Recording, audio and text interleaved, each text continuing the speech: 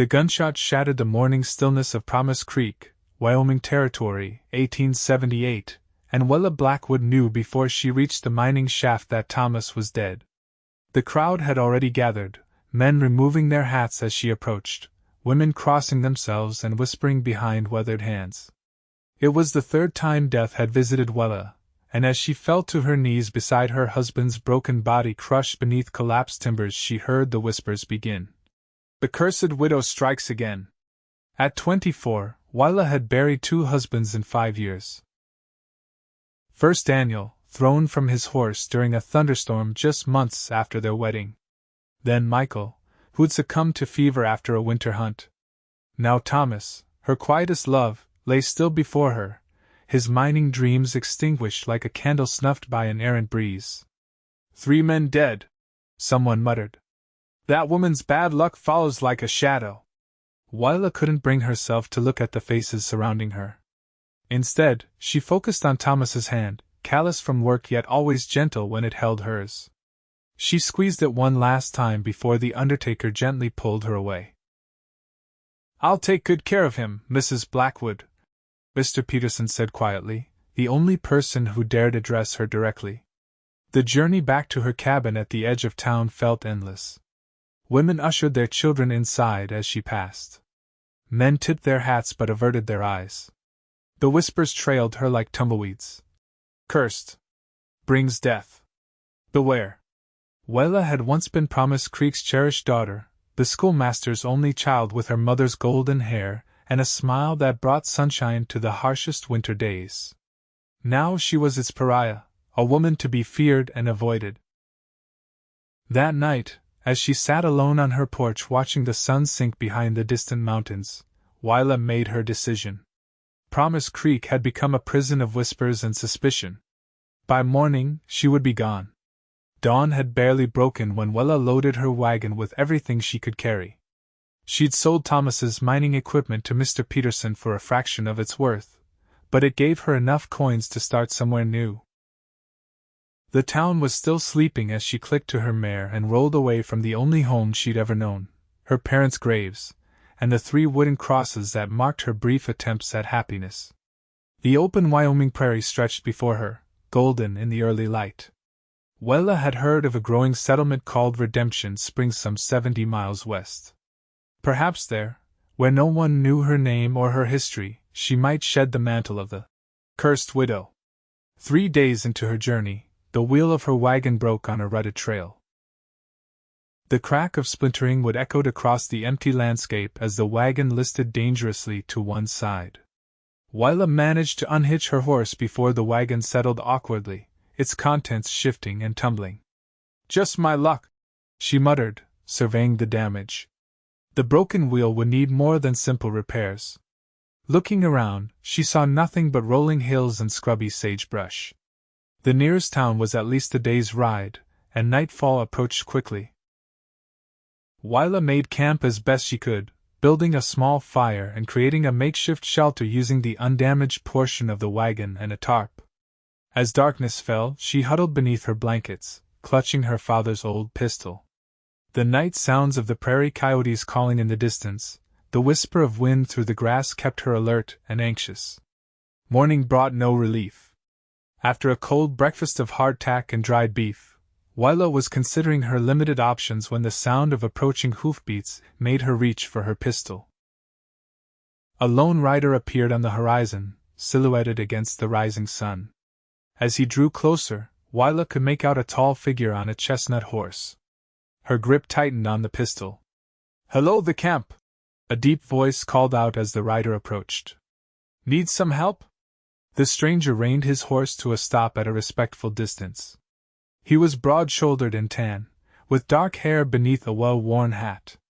His clothes were dusty from the trail, but even at a distance, Willa could see keen blue eyes assessing her situation.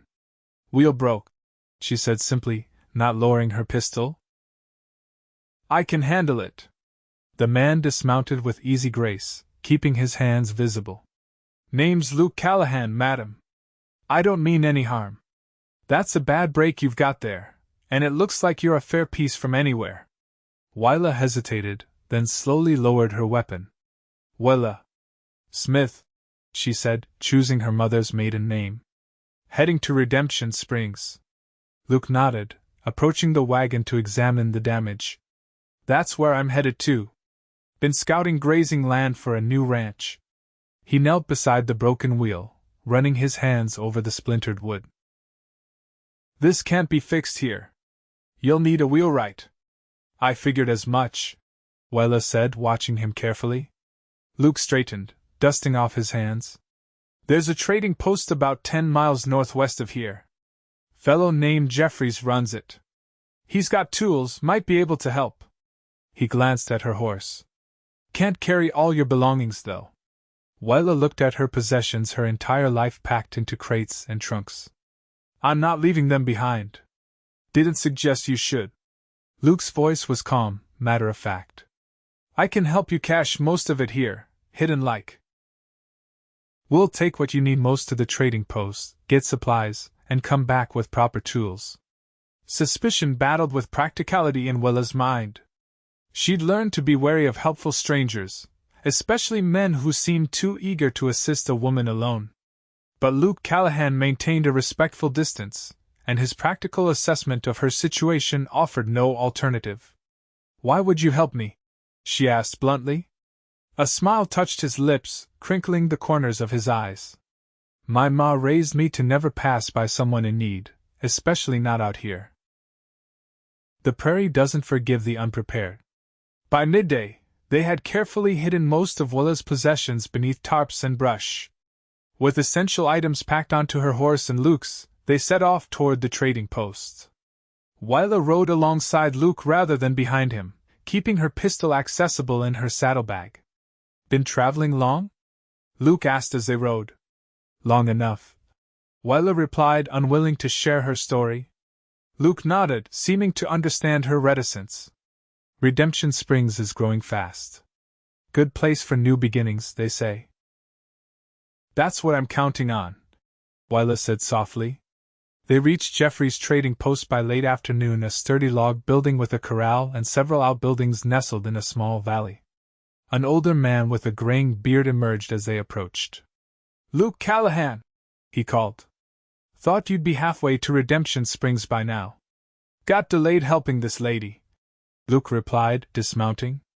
Mrs. Smith here had some wagon trouble. Needs some supplies and tools if you've got them. Old Jeffries eyed Willa curiously but nodded. Got most everything you might need. Come on in. The trading post was well stocked, with goods ranging from tools to canned foods to cloth and ammunition. While Luke discussed repair options with Jeffries, Willa browsed the shelves, calculating her dwindling funds against necessary purchases. Found some wool hubs that might work, Luke announced, approaching her. Jeffries says there's a storm coming, though. Might be best to wait it out here before heading back. As if confirming his words, the wind picked up outside, rattling the windows. Willa's heart sank. Another delay meant more money spent, more time lost. Mrs. Smith can take the back room, Jeffries offered. Got a spare bed there. You can bunk in the stable loft, Callahan. Willa wanted to object, to insist they return immediately to her wagon, but she'd lived in Wyoming territory long enough to respect prairie storms. Thank you, she said instead, her voice tight. That evening, as rain lashed against the trading post and thunder rumbled across the valley, Willa sat at Jeffries' rough-hewn table, picking at a bowl of stew. Luke and the old trader were exchanging news and stories, careful to include her in the conversation without pressing for details she wasn't offering. Heading to Redemption Springs to start fresh, Mrs. Smith? Jeffries asked during a lull. Willa nodded. I've heard it's welcoming to newcomers. That it is, Jeffries agreed. Grew up around there myself before moving out to this godforsaken spot. Good people, mostly. Sheriff keeps order, and the town council's got plans for growth. They're even building a proper school come spring. A school? Willa couldn't hide her interest. I was a teacher once. It was the first personal detail she'd volunteered, and she immediately regretted it. But neither man seemed to find it remarkable. They'll be needing teachers, Luke said. Towns full of young families. Mining's brought in workers, and the railroad's coming through next year. The conversation shifted to the railroad's progress, but Willa remained distracted by thoughts of teaching again. Before her marriages, she taught in Promise Creek's one-room schoolhouse, finding joy in watching young minds blossom under her guidance. It was a life she'd set aside when she wed Daniel, expecting to raise children of her own. Later, alone in the small back room, Willa listened to the storm raging outside and allowed herself, just briefly, to imagine a future in Redemption Springs. A small house of her own. A classroom of eager children. Perhaps even neighbors who smiled instead of whispering when she passed. Morning brought clear skies and a world washed clean. After a quick breakfast, Luke loaded the supplies they'd purchased onto his horse. "Should reach your wagon by midday," he said. "With luck, we can have it repaired before nightfall." True to his word, they arrived back at Willa's camp to find everything undisturbed. Luke worked methodically, replacing the broken wheel hub and repairing the damaged spokes. Willa helped where she could, but mostly found herself watching his capable hands and listening to his occasional stories about his travels. "How did you learn to do this?" she asked as he fitted the repaired wheel back onto the axle. Luke glanced up, a slight smile playing at his lips. "Necessity. Been on my own since 17. You learn quick or you don't survive." He tightened a bolt with practiced ease. "My pa was a wagon master on the Oregon Trail. Picked up a lot from him before he passed." "I'm sorry," Willa said quietly. Luke shrugged. Long time ago now. He'd be pleased to know his lesson stuck. He stood, dusting off his hands. "That should hold. Might want to have a proper wheelwright check it in Redemption Springs, but it'll get you there." Willa looked at the repaired wagon, then back at Luke. "I don't know how to thank you." "No need," he replied. "Like I said, just doing what my ma taught me." They reloaded Willa's possessions into the wagon, working together in companionable silence. As the sun began its westward descent, everything was secured and ready for travel. "We should make camp," Luke suggested. "Get an early start tomorrow. Another 2 days' journey to Redemption Springs." Willa hesitated. If you don't mind the company," he said. "I'm headed that way regardless, and 2 travelers are safer than 1. Practicality won over caution once again. "I suppose that makes sense." They made camp near a small creek, with Luke setting up his bedroll at a respectful distance from the wagon where Willa would sleep. He built a fire and contributed jerky and coffee to their simple meal, while Willa added biscuits she'd purchased at the trading post. As twilight deepened into night, they sat beside the fire, the silence between them comfortable rather than strained. Stars appeared overhead, brilliant against the vast Wyoming sky. "Mind if I ask what brings you to Redemption Springs, Mrs. Smith?" Luke finally asked. "Most women don't travel these parts alone." Willa stared into the flames. "A fresh start," she said simply. Luke nodded, not pressing further. "Everyone deserves that now and then." Something in his tone made Willa look up. "Are you seeking one as well?" A shadow crossed his face. "In a manner of speaking. Spent too many years drifting, taking whatever work came along, cattle drives, scouting for the army, even some bounty hunting. Time to put down roots. Why Redemption Springs? My uncle left me a parcel of land nearby. Good grazing, according to his letters. Figure I might try my hand at ranching." He poked at the fire with a stick. "What about you? Any plans once you arrive?" Willa hesitated, then decided there was little harm in sharing her hopes. "I was a teacher before I left home. Mr. Jeffries mentioned they're building a school." "You'd be good at that," Luke said with unexpected certainty. "How would you know?" Willa asked, surprised. He smiled. "You've got patience. And you explain things clear. Noticed that when you were helping with the wagon repairs. Children would take to you." The compliment warmed her more than the fire. "Thank you." They lapsed into silence again, but something had shifted between them. Willa found herself studying Luke when he wasn't looking, the strong line of his jaw, the way his hands moved with purpose and care, the quiet confidence in his bearing. For the first time since Thomas's death, Willa felt something other than grief or fear. It was a dangerous feeling, one she quickly tried to suppress. Luke Callahan was kind, but kindness often masked other intentions. And even if his help was genuine, Willa knew better than to let her guard down. She carried a curse, after all, one that had claimed 3 good men already. The following 2 days of travel passed uneventfully. Luke rode alongside her wagon, occasionally pointing out landmarks or sharing knowledge about the territory. Willa found herself gradually relaxing in his presence, even laughing at his dry observations about the prairie wildlife. By late afternoon on the second day, they crested a hill to see Redemption Springs spread before them in a gentle valley. It was larger than Promise Creek, with neat rows of buildings along a main street and scattered homesteads dotting the surrounding countryside. A church spire rose prominently from the center of town, and smoke curled from numerous chimneys. "Home sweet home," Luke said beside her.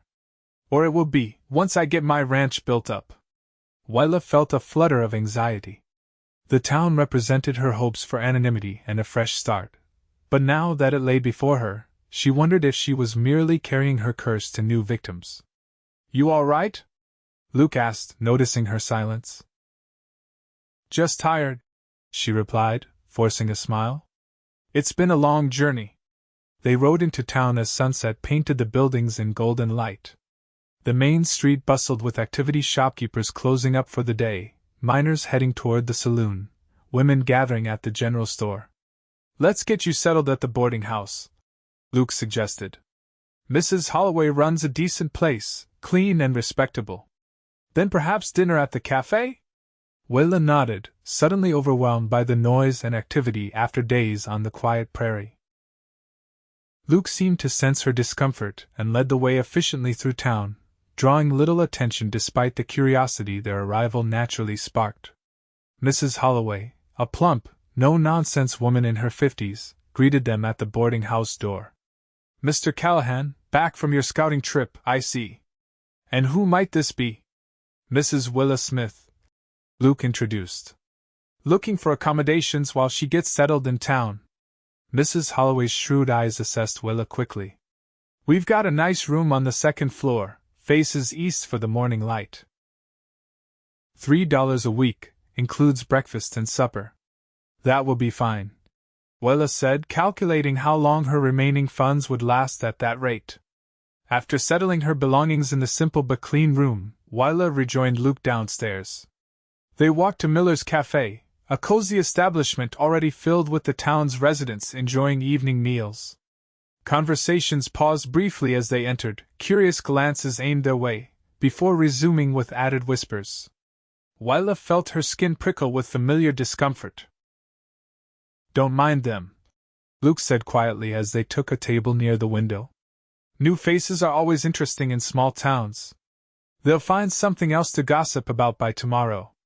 Willa wasn't so sure, but she appreciated his attempt at reassurance. A motherly waitress took their orders, and soon they were enjoying hearty portions of beef stew and fresh bread. "Luke Callahan!" a booming voice interrupted their meal. A portly man with an impressive mustache approached their table, hand extended. "Heard you were back in town." Luke stood, shaking the man's hand. "Mayor Wilson." "Good to see you. And who's this lovely lady?" the mayor asked, turning to Willa with undisguised curiosity. "Mrs. Willa Smith," Luke introduced. "Just arrived from the east." Mrs. Smith was a teacher before coming west. Willa shot Luke a surprised glance, but he continued smoothly. "I mentioned the town was building a school," he added. Mayor Wilson's face brightened immediately. "Indeed we are. Been looking for a suitable teacher these past 2 months. Mrs. Smith, would you consider applying for the position? The town council meets tomorrow afternoon. We'd be delighted to interview you." Caught off guard by this sudden opportunity, Willa stammered. That is, I haven't even settled in yet." "No hurry on a decision," the mayor assured her. "But do think about it. Good teachers are hard to find in these parts. He tipped his hat. Pleasure meeting you, Mrs. Smith. Luke, stop by my office tomorrow. Want to hear about that land of yours. After the mayor departed, Willa looked accusingly at Luke. You shouldn't have mentioned my teaching. Seemed like a good opportunity, he replied, unrepentant. You said yourself it's what you wanted to do. I need time, Willa insisted. Time to establish myself, to be sure this is the right place. Luke's expression softened. Whatever you're running from, Willa, it can't follow you forever. The use of her first name startled her almost as much as his perception. You don't know anything about me, she said quietly. I know you're careful, thoughtful, kind when you think no one's watching. His blue eyes held hers steadily. And I know you're afraid, though I can't figure why a woman with your courage would fear much of anything.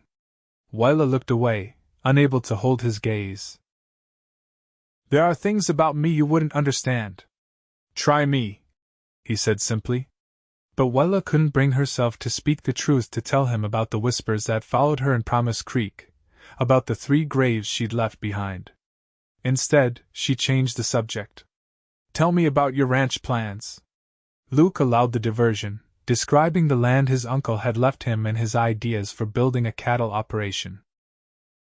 By the time they finished their meal, the tension between them had eased, though Willa remained uncomfortably aware of how easily Luke seemed to see through her carefully constructed walls.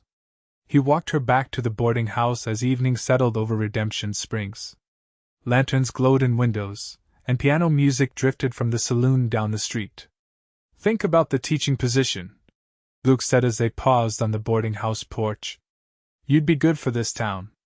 Good night, Mr. Callahan, Willa replied, deliberately formal. Thank you for your assistance these past days.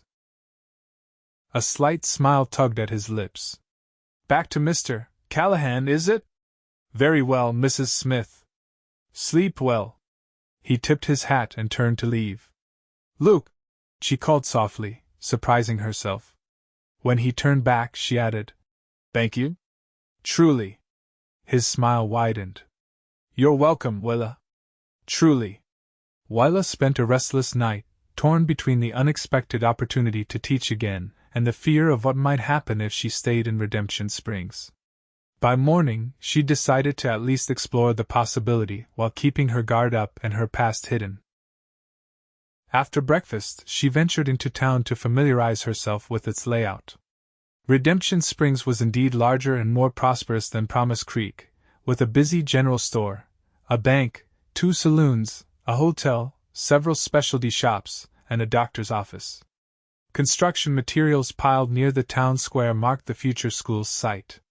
Willa paused there, studying the foundation already laid and imagining a classroom filled with children. It had been nearly 6 years since she taught, but the memory of it still brought her joy. It'll be finished before the first snow, if the carpenter keeps his word. Willa turned to find Luke approaching, leading his horse. He looked different today, freshly shaved, wearing a clean shirt beneath his riding coat. Good morning, she greeted him. You look like you're heading somewhere important. Meeting with the mayor and some cattle buyers, he explained.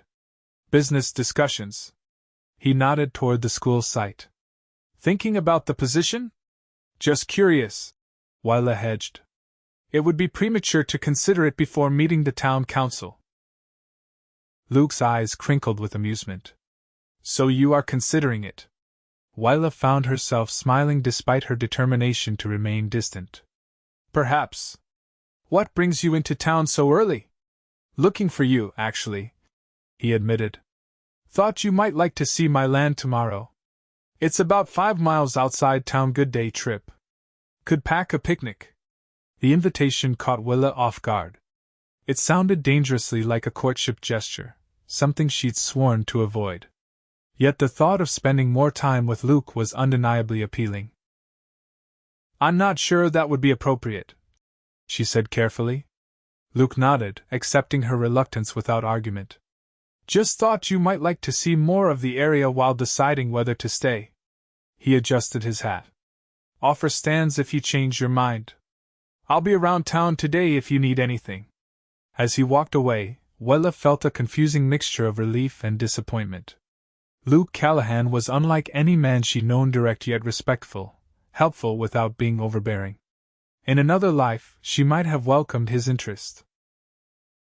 But Willa knew better than to indulge such thoughts. She had buried 3 husbands already. She would not risk a 4th. The town council interview that afternoon went surprisingly well. Mayor Wilson introduced Willa to the council members: a banker, a storekeeper, the local doctor, and a retired judge, all of whom seemed impressed by her experience and demeanor. They asked practical questions about her teaching methods and curriculum preferences, showing genuine interest in education rather than just filling a position. "We'll need the school operational by November," Mayor Wilson explained. "We've got 37 children of school age in town now, with more arriving monthly. The building will have 1 large classroom to start, with plans to expand next year." "And the teachers' accommodations?" Willa inquired. "There's a small apartment attached to the back of the schoolhouse," the banker, Mr. Hammond, replied. "1 bedroom, a sitting room, and kitchen. Basic but comfortable. Part of the compensation package, along with a salary of $40 monthly." It was a generous offer, more than Willa had earned teaching in Promise Creek. The apartment would allow her to leave the boarding house, stretching her savings further. "We'll need your answer by week's end," Mayor Wilson concluded. "Time is of the essence if we're to be ready for the winter term." Willa left the meeting feeling cautiously optimistic. Teaching again would give her purpose and independence, exactly what she'd hoped to find in Redemption Springs. Yet the prospect of settling permanently in one place, becoming known to the townspeople, stirred her anxieties anew. Lost in thought, she nearly collided with Luke as he exited the general store. "Careful there," he said, steadying her with a gentle hand on her arm. "How was the interview?" "How did you know I went?" Willa asked, surprised. Luke smiled. "Small town. Word travels. Also, I might have mentioned to Mayor Wilson that he'd be a fool not to snap you up quickly." "You shouldn't have done that," Willa protested, though without much heat. "Just stating facts," Luke replied.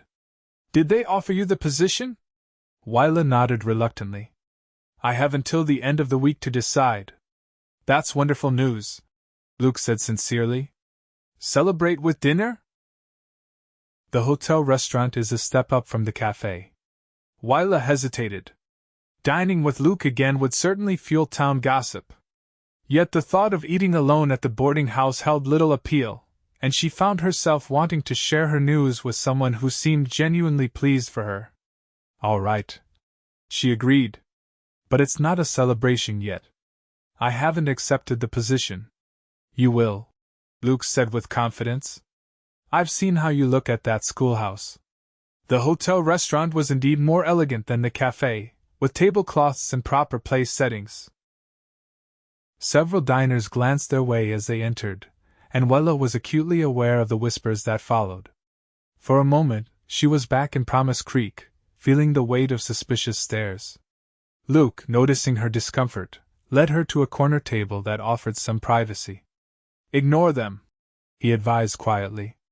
"They're just curious about the woman who might be teaching their children." Willa managed a small smile. "I suppose that's natural." Over a dinner of roast chicken and vegetables, Luke shared news of his meeting with the cattle buyers and his plans for the ranch. "I'll start modest 50 head to begin, with room to grow. Building a proper house is first priority, though. Can't live in a tent come winter." "You're building it yourself?" Willa asked. Luke nodded. "With some hired help for the heavy work. I've got the basic skills enough to create something solid, if not fancy."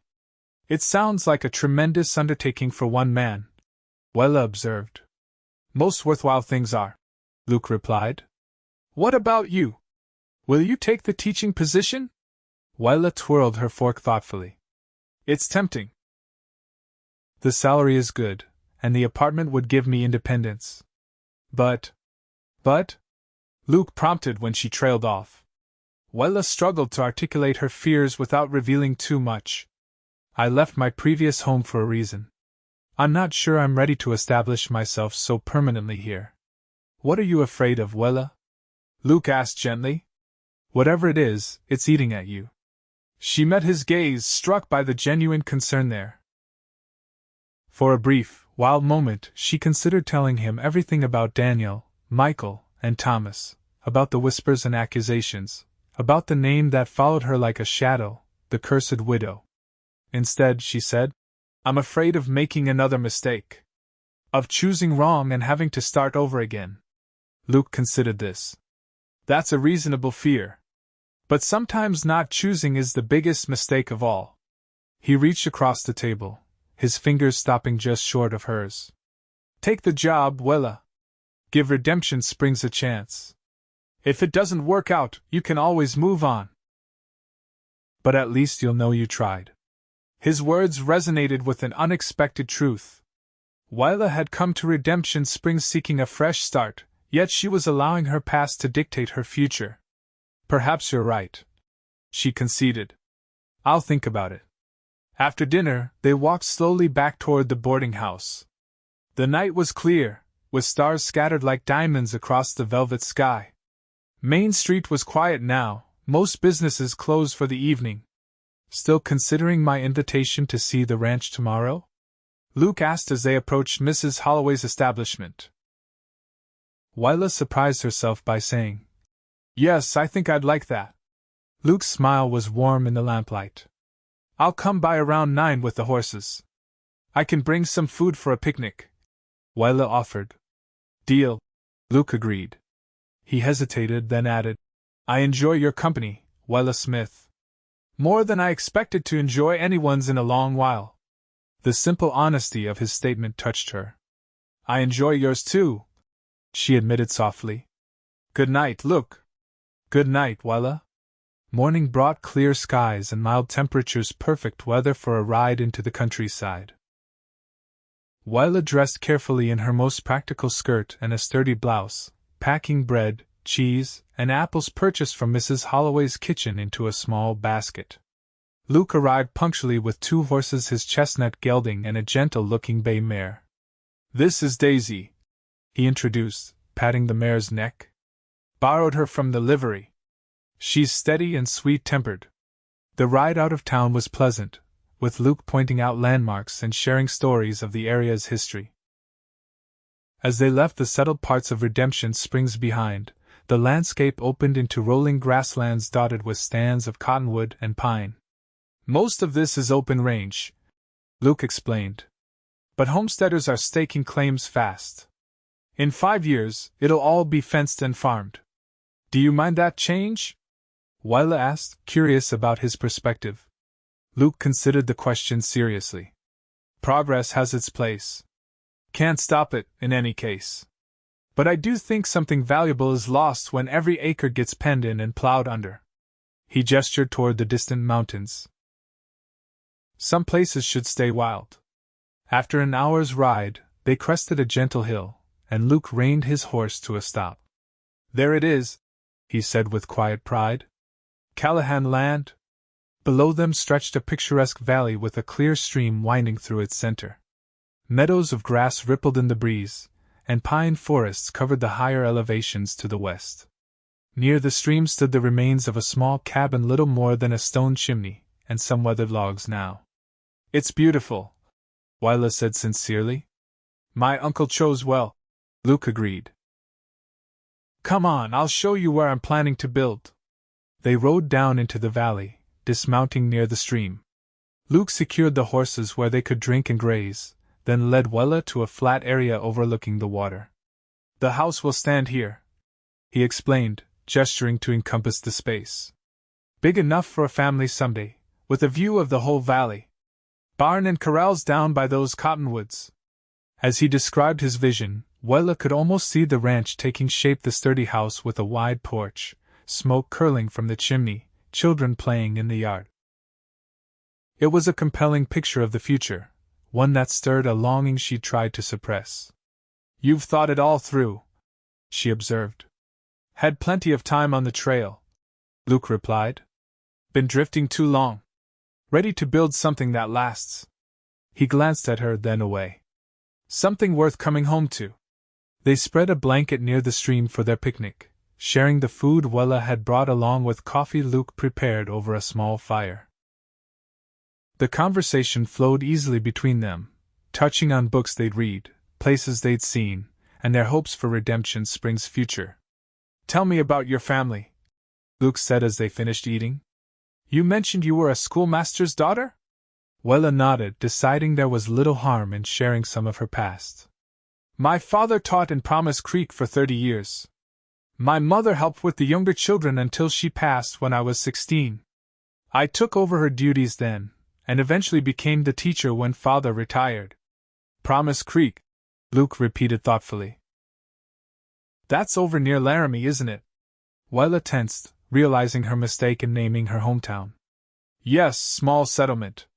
Not much to speak of." "And no family left there now?" "No," Willa said firmly. "No one." Luke seemed to sense her discomfort, and changed the subject. "Want to see the rest of the property? There's a pretty overlook up the stream a ways." They spent the afternoon exploring the valley, with Luke pointing out where he planned to graze cattle and cut hay. Willa found herself increasingly caught up in his enthusiasm, offering suggestions about garden placement, and which areas might be best for fruit trees. As the sun began its westward descent, they reluctantly mounted up for the return journey. Willa felt more relaxed than she had in months, perhaps years. Something about Luke and his land had temporarily lifted the weight of her past. "Thank you for today," she said as they rode side by side. "It's a wonderful piece of land. You'll build something special here." "I hope so," Luke replied. "It helped seeing it through your eyes."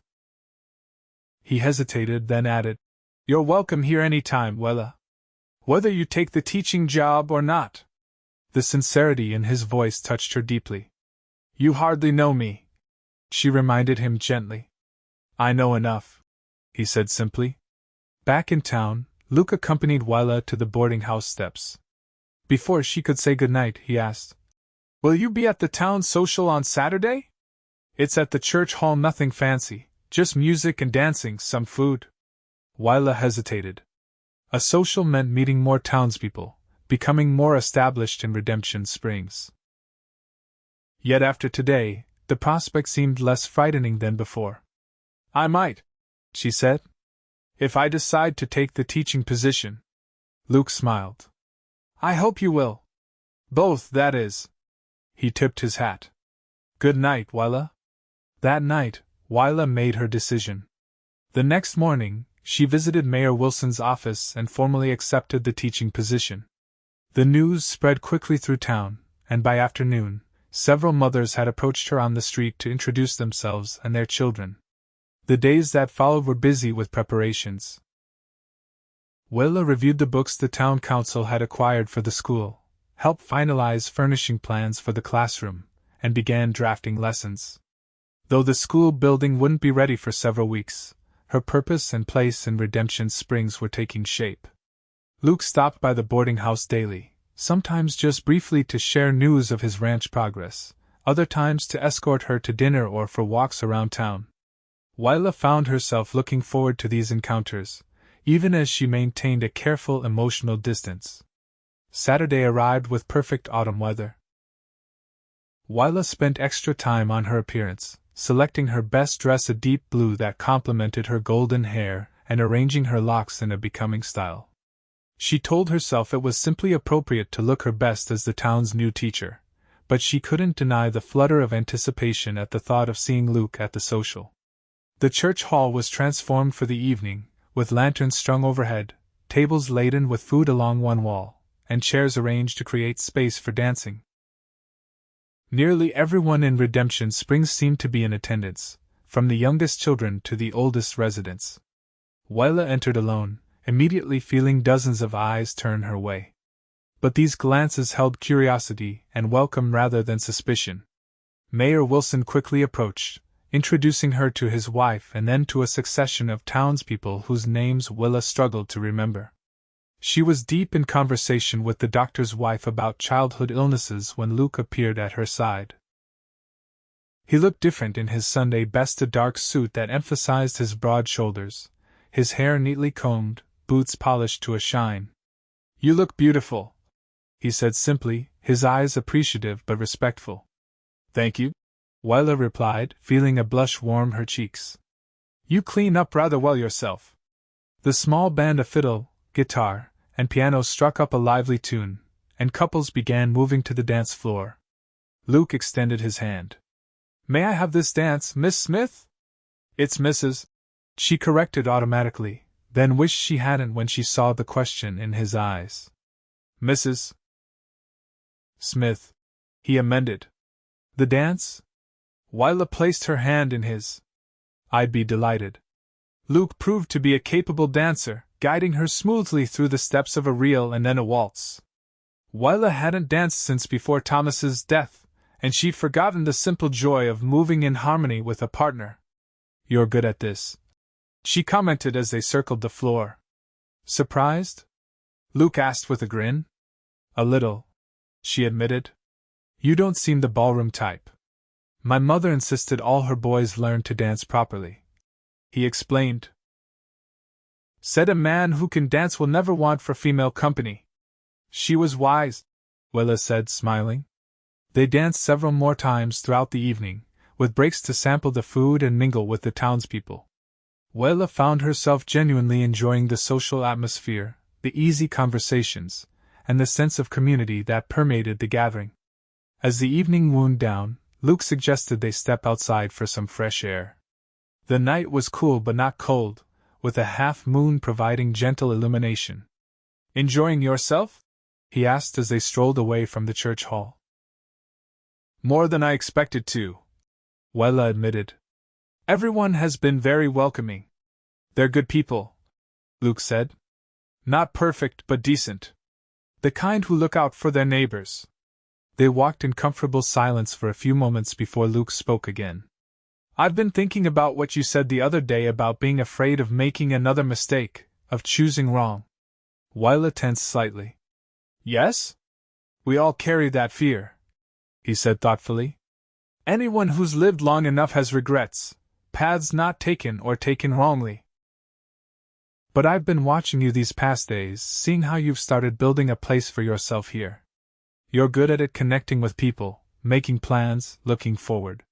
"What are you saying?" Willa asked quietly. Luke stopped walking and turned to face her, his expression serious in the moonlight. "I'm saying that whatever you're running from, Willa, it doesn't define who you are now. And I'm saying that I care for you more than I expected to, more than is probably wise given how little I know about you." Willa's heart raced. "Look. You don't have to say anything," he continued. "I'm not asking for promises. Just wanted you to know where I stand." He smiled slightly. "And to let you know that when you're ready to share whatever it is that haunts you, I'll be here to listen." The tenderness in his voice nearly undid her. For a moment, Willa was tempted to unburden herself completely, to tell him everything and trust that he would understand. But the fear that had become her constant companion held her back. "Thank you," she said instead. "Your friendship means a great deal to me." If he was disappointed by her response, Luke didn't show it. "Let's get you back to the boarding house. You look tired." The following week settled into a comfortable routine. Willa divided her time between preparations for the school's opening and helping Luke with plans for his ranch house. They spent most evenings together, either dining in town or sharing simple meals at the boarding house's common table. Sundays often found them riding out to Luke's land, watching as the foundation for his home took shape under the skilled hands of the carpenter he'd hired. Willa was careful to maintain proper appearances, aware that the town was watching their growing friendship with interest. Mrs. Holloway, initially stern and proper, had softened toward their relationship, occasionally commenting that "Mr. Callahan is a fine man, steady and respectful." October brought cooler weather and the completion of the schoolhouse. Willa spent long hours arranging the classroom, organizing books, and preparing lessons for her 39 students who ranged in age from 6 to 16.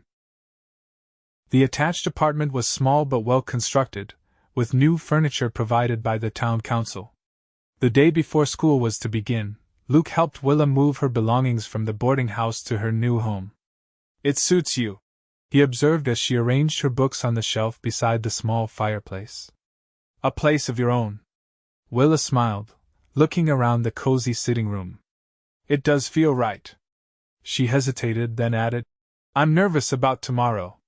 It's been so long since I taught regularly." "You'll be wonderful," Luke assured her. "Those children are lucky to have you." His confidence bolstered her own, as it had so often these past weeks. Willa realized with a start how much she had come to rely on Luke's steady presence and unwavering support. It was a dangerous dependency, one that could lead to deeper feelings she'd sworn to avoid. Yet, as she watched him hang a small painting on her wall, a wedding gift from her father that had somehow survived her travels, Willa couldn't deny that those feelings had already taken root. Against all her intentions, she was falling in love with Luke Callahan. The realization should have terrified her. Instead, it brought a bittersweet ache.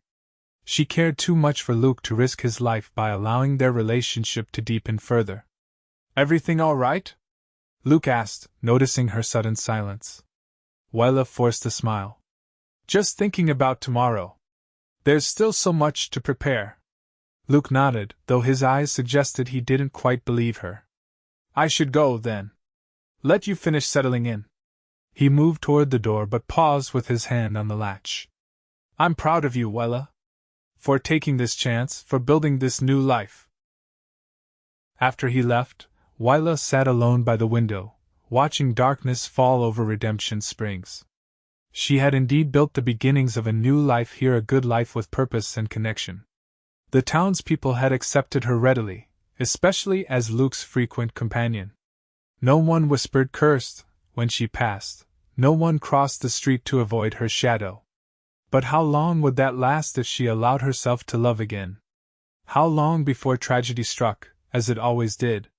School began the next morning with 39 eager faces filling the new classroom. Willa found that teaching came back to her naturally, and the day passed in a whirlwind of introductions, assessments, and establishing routines. By dismissal time, she was exhausted but exhilarated. She was erasing the chalkboard when a knock sounded at the classroom door.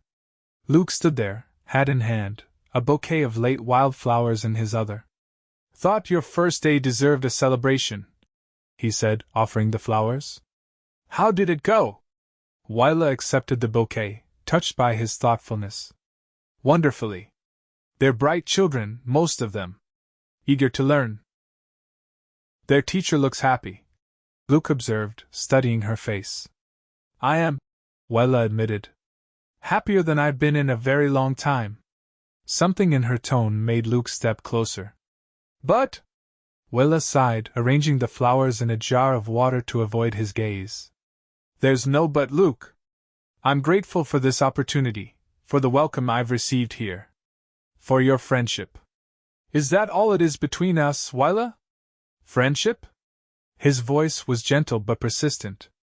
The question hung between them, demanding an honesty Willa wasn't prepared to offer. She turned to face him, steeling herself against the warmth in his blue eyes. "It's all it can be," she said finally. "You're a good man, Luke. The best I've known.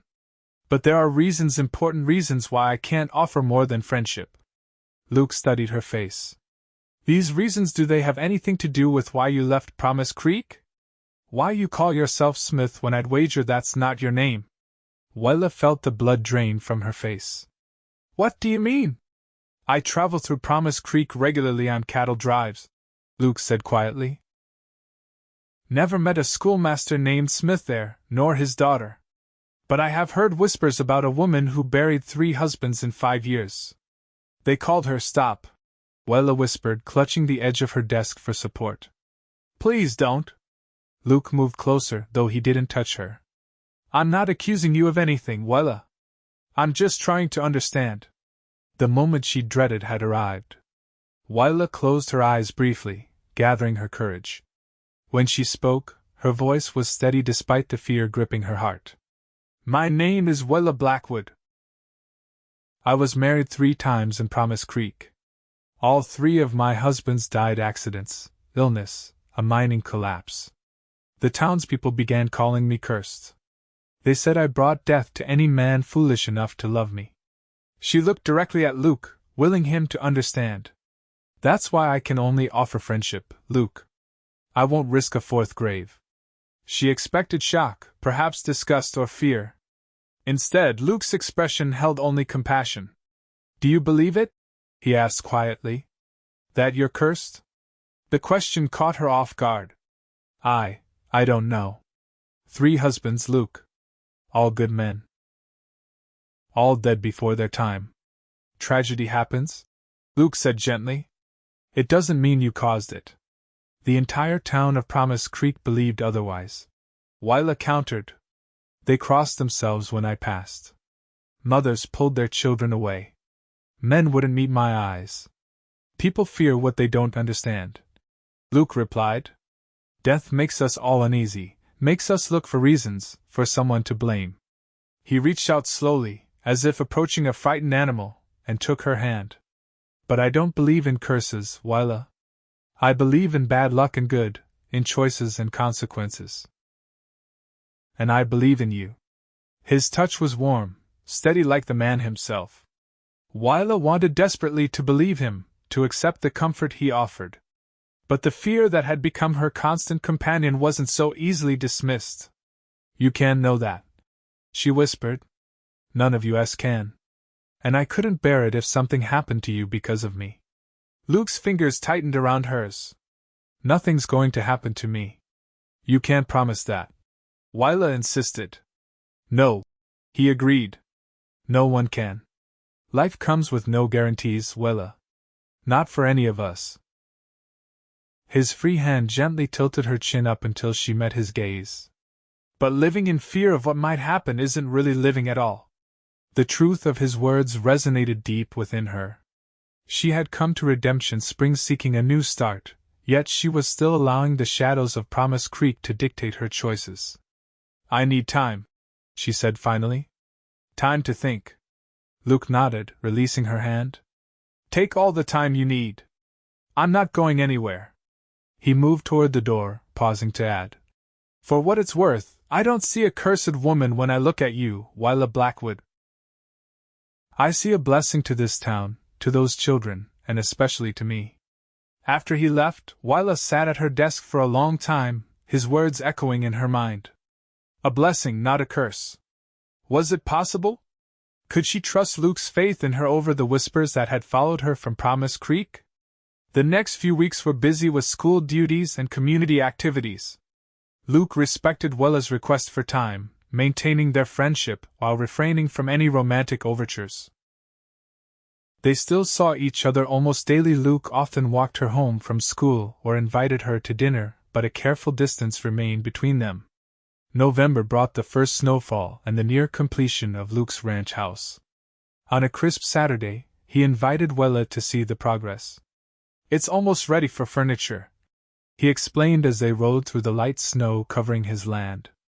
Thought you might have suggestions, since you've got such a good eye for making a place homey.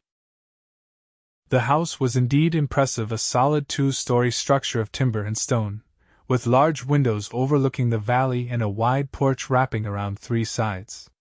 Inside, the main floor featured a spacious kitchen, dining area, and sitting rooms centered around a massive stone fireplace. Upstairs, 4 bedrooms offered views in all directions. It's beautiful, Luke, Willa said sincerely as they stood in the main room. You've created something wonderful here. Still needs a woman's touch, he replied, watching her carefully. Curtains, rugs, the little things that make a house a home. The implication wasn't lost on Willa. She moved to the window, looking out at the snow-covered valley to collect her thoughts. In the weeks since their conversation in the schoolhouse, she had done a great deal of soul-searching. Luke's words about living in fear had struck a chord, forcing her to examine the beliefs that had driven her from Promise Creek. Was she truly cursed? Or had she, as Luke suggested, simply experienced a terrible streak of bad luck? The rational part of her mind knew that curses were superstition, yet the coincidence of 3 husbands dying seemed too much to dismiss entirely. What are you thinking? Luke asked quietly, coming to stand beside her. Willa turned to face him. I'm thinking that this house deserves a family to fill it. Children running up and down those stairs, laughter around that dining table, someone to tend the fire on cold nights. That's my hope, Luke agreed. And I know exactly who I want that family to be. He took her hands in his. I've given you time, Willa. I've tried to be patient. But I need to know if there's any chance for us, any hope that you might someday see beyond this fear that holds you back. The earnestness in his face, the depth of feeling in his eyes, broke through Willa's carefully constructed defenses. She had been fighting her feelings for Luke for months, telling herself it was for his protection. But in that moment she realized she was protecting herself as well, afraid to love again, to risk the devastating loss she'd experienced 3 times before. I'm scared, Luke, she admitted, her voice barely above a whisper. Not just of some mystical curse, but of loving someone and losing them. I don't think I could survive it again. Luke's hands tightened around hers. That's a risk everyone takes when they love, Willa. But isn't it worth it? Isn't having love in your life, even if it's not forever, better than having none at all? The question hung between them, profound in its simplicity. Willa thought of her husband's Daniel with his quick laugh, Michael with his gentle hands, Thomas with his quiet strength. Despite the brevity of their time together, she wouldn't trade the love they'd shared for the safety of never having known them. Yes, she said finally. Yes, it is worth it. Something changed in Luke's expression, hope kindling into joy. Does that mean? Willa took a deep breath, making her choice at last. It means I'm tired of living in fear. Tired of denying what I feel for you. She met his gaze steadily. I love you, Luke Callahan. God help us both, but I do. Luke's smile was like sunrise breaking over the mountains. He drew her into his arms, holding her as if she were precious beyond measure. I love you too, Willa Blackwood. Have since the day I found you with that broken wagon, trying to fix it all by yourself. When he kissed her, it felt like coming home after a long, lonely journey. Willa surrendered to the moment, to the rightness of being in his arms, to the hope that perhaps her future could be different from her past. They returned to town late that afternoon, both knowing that their relationship had irrevocably changed. At her doorstep, Luke kissed her again, then asked the question she'd been half expecting, half dreading. Marry me, Willa.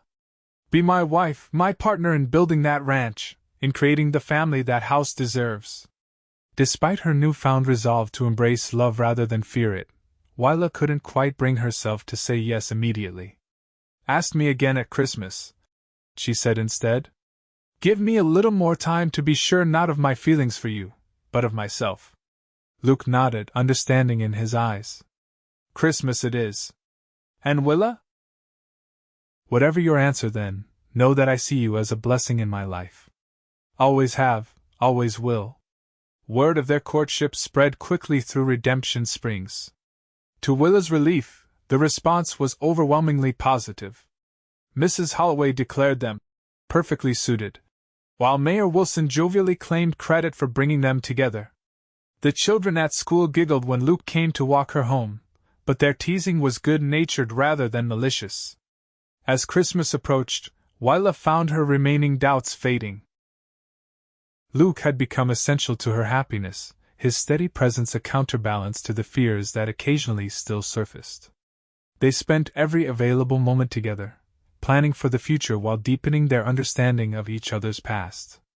Luke told her of his years on the trail, of the loneliness that had driven him to seek his uncle's land and build something permanent. Willa shared more about her marriages, the joy she'd found with each husband, the devastating grief of their losses. Luke listened without judgment, offering comfort when memories brought tears and laughter when they brought smiles. Christmas Eve brought a town celebration at the church, with carols, scripture readings, and a pageant performed by Willa's students. Afterward, Luke escorted her home through gently falling snow. Will you come to the ranch tomorrow? He asked as they reached her door. I'd like to give you your Christmas gift there. Willa agreed, curious about what he had planned.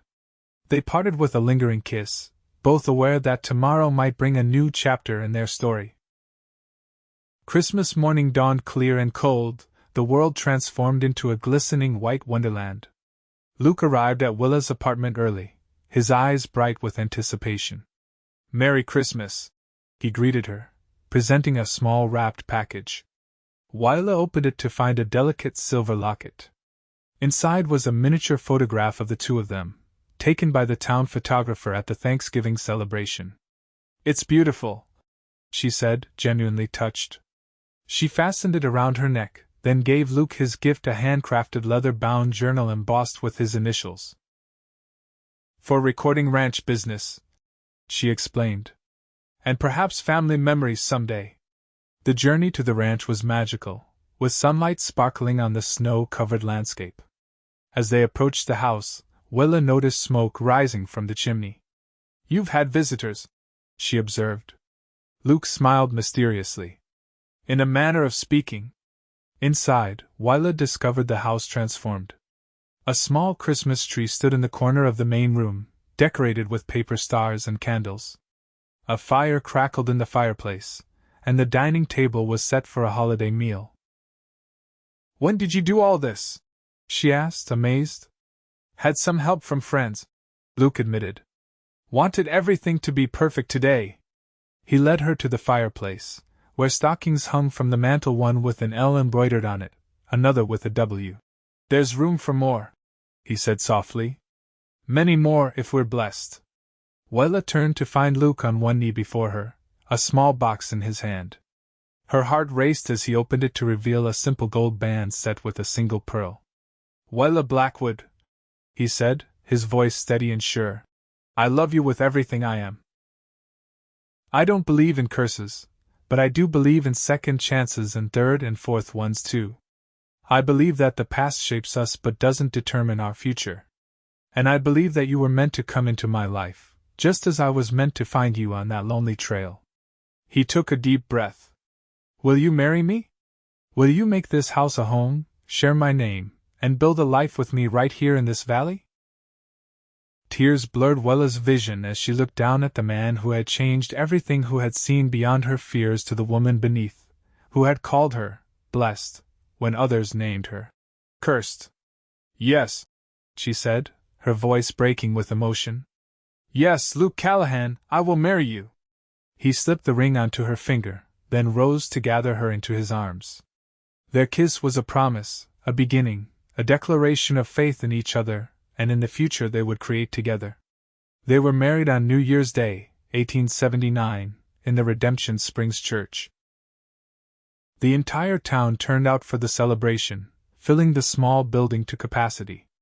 Willa wore a new dress of ivory silk, her golden hair adorned with winter holly. Luke stood tall and proud in a black suit, his eyes never leaving her face as she walked down the aisle to join him. Mayor Wilson performed the ceremony, beaming with satisfaction at the union he claimed partial credit for arranging. When he pronounced them husband and wife, Luke's kiss was both tender and possessive, sealing their commitment before God and community. The reception at the hotel was jubilant, with music, dancing, and enough food to feed the town twice over. As Luke led Willa in their first dance as husband and wife, he whispered in her ear, "Happy, Mrs. Callahan?" "Happier than I ever dreamed possible," she replied truthfully. Later that night, as they stood on the porch of their ranch house, now truly their home, Luke wrapped his arms around Willa from behind, both of them gazing up at the star-filled sky. "Do you know what the people in town are saying about you now?" he asked softly. Willa tensed slightly. "What?" "They're saying I'm the luckiest man in Wyoming territory," Luke murmured against her hair. "That I'm blessed to have won the heart of the finest teacher Redemption Springs has ever known." Willa turned in his arms, her eyes searching his face. "And what do you say?" Luke smiled, the love in his eyes unmistakable. "I say they're right. You are a blessing, Willa Callahan, my blessing. And I intend to thank God for you every day for the rest of my life." As he sealed this promise with a kiss, Willa felt the last shadows of her past finally fade away. The woman they had called cursed in Promise Creek had found redemption in the arms of a man who saw only blessings when he looked at her. Whatever the future held, joy or sorrow, bounty or hardship, they would face it together, their love a light strong enough to overcome any darkness. Spring brought new life to the Callahan ranch. Green grass carpeted the valley, wildflowers dotted the meadows, and the stream ran full with snow melt. Willa divided her time between teaching in town and creating a true home at the ranch, while Luke worked from dawn to dusk building corrals, mending fences, and preparing for the arrival of his first cattle herd. Their evenings were spent planning and dreaming of the garden Willa would plant, of the outbuildings Luke would construct, of the children they hoped would someday fill the upstairs bedrooms with laughter and life. As the school year drew to a close in May, Willa shared the news she'd been certain of for weeks, but had only recently confirmed with Dr. Harrison. She was expecting their first child, due in late autumn. Luke's joy was boundless, his protective instincts immediately coming to the fore as he insisted she reduce her teaching duties and rest more frequently. "I'm pregnant, not invalid." Willa laughed as he fussed over her one evening, insisting she sit while he prepared supper. "Women have been having babies since the beginning of time." "Not my wife," Luke countered, pressing a kiss to her forehead. "Not my child. I intend to take every precaution." Though she teased him about his overprotectiveness, Willa secretly treasured his concern. After years of whispering neighbors and averted gazes, Luke's open adoration and care were a healing balm to her spirit. The town responded to news of the pregnancy with genuine delight. The school board immediately began searching for a temporary teacher to replace Willa during her confinement and early motherhood, assuring her that her position would be waiting whenever she chose to return. As summer progressed and Willa's condition became visible, she occasionally caught herself waiting for whispers to start, for the old suspicions to resurface. But Redemption Springs had fully embraced her as one of their own. Instead of fearful glances, she received knowing smiles from other mothers. Instead of crossed fingers, she received handcrafted baby blankets and tiny knitted booties. "They truly accept me," she marveled to Luke one evening as they sat on their porch, watching a spectacular sunset paint the valley in hues of gold and crimson. Luke's hand covered hers, his thumb gently caressing her wedding ring. "They see you as I do, a woman of strength and grace, deserving of happiness." "I never thought I'd find this," Willa admitted softly. "After Thomas died, I believed my chance for joy had died with him. That I was somehow marked for solitude and sorrow." "And now?" Luke prompted, studying her face in the fading light. Willa smiled, placing his hand on the swell of her abdomen where their child grew. "Now I believe in second chances. In new beginnings." She leaned against his shoulder. "In blessings rather than curses." Their son, James Luke Callahan, was born on a crisp November morning in 1879, arriving with a lusty cry that immediately captured his father's heart. Luke paced the porch during Willa's labor, only allowed inside when Dr. Harrison announced that mother and child were both doing well. When Luke first held his son, tears streaming unashamedly down his face, Willa knew that her journey from cursed to blessed was complete. The circle of love that surrounded them, husband, wife, and child, was stronger than any shadow from the past. News of James's birth spread quickly through Redemption Springs. The house soon overflowed with visitors bearing gifts and good wishes. Mayor Wilson proudly proclaimed the boy a true son of the territory, while Mrs. Holloway declared him the image of his father, but with his mother's gentle eyes. As winter settled over the valley, the Callahan family established new rhythms and routines. Luke divided his time between ranch work and caring for Willa and James, often bringing the infant with him for short trips around the property bundled warmly against his chest. "He needs to know his land from the beginning," Luke explained when Willa expressed concern about the cold. "A Callahan man should understand his heritage." Willa resumed teaching part-time in the spring, bringing baby James with her 3 days a week. Her students adored the infant, competing for the privilege of holding him during their lunch break or rocking his cradle when he grew fussy. Life settled into a pattern of deep contentment.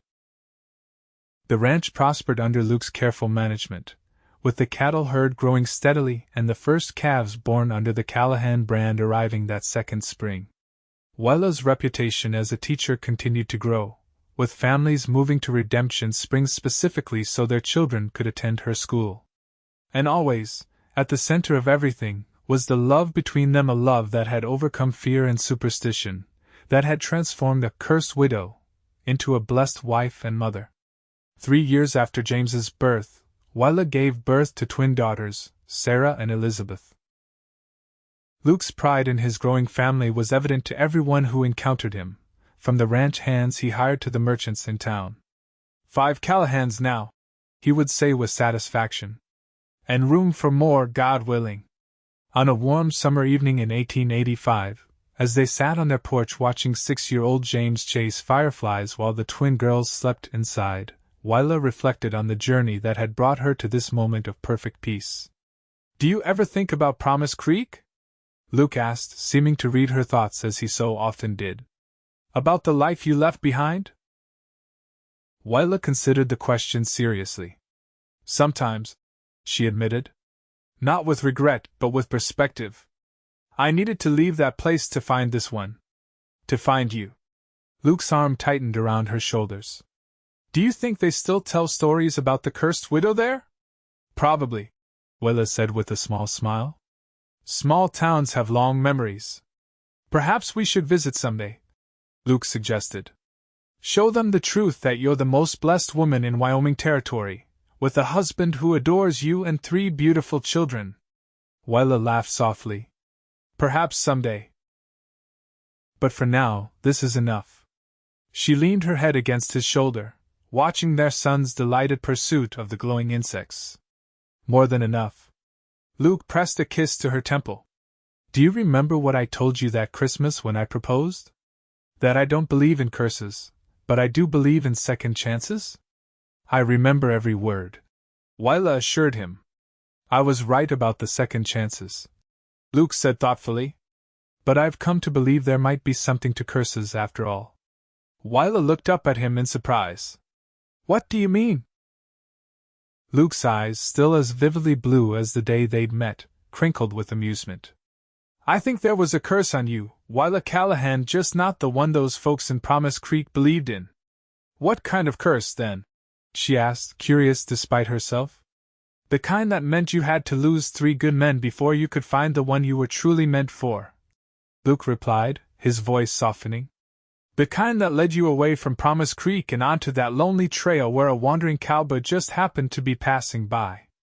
"That's not a curse," Willa protested gently. "That's Providence," Luke finished for her. "Fate. Blessing disguised as misfortune." He captured her hand, bringing it to his lips. "Call it what you will, but I thank God every day for whatever force brought you into my life."